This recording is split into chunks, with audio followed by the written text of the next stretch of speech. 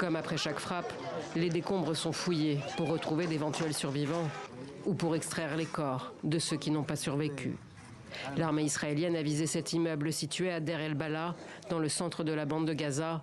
Un raid en pleine nuit.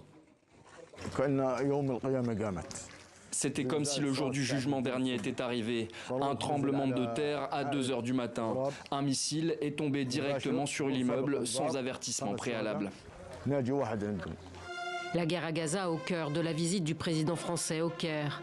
Emmanuel Macron et Abdel Fattah el-Sisi appellent à un retour immédiat à la trêve et à la table des négociations. Nous avons souligné la nécessité de rétablir immédiatement un cessez-le-feu, d'autoriser l'accès urgent de l'aide humanitaire et de libérer les otages.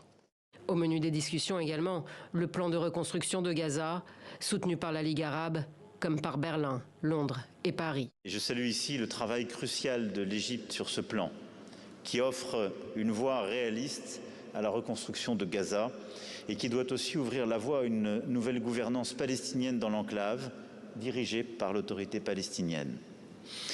Le Hamas ne doit avoir aucune part à cette gouvernance, ne doit plus constituer une menace pour Israël. Un plan censé offrir une alternative à celui de Donald Trump, qui ambitionne de déplacer les Gazaouis vers d'autres territoires pour faire de la bande de Gaza une riviera du Proche-Orient. Nous nous opposons fermement au déplacement de population et à toute annexion de Gaza comme de la Cisjordanie. Il s'agirait d'une violation du droit international, d'une menace grave pour la sécurité de toute la région, y compris celle d'Israël. Les deux présidents ont été rejoints par le roi Abdallah II de Jordanie, autre pays voisin de la bande de Gaza, ébranlé par le projet américain.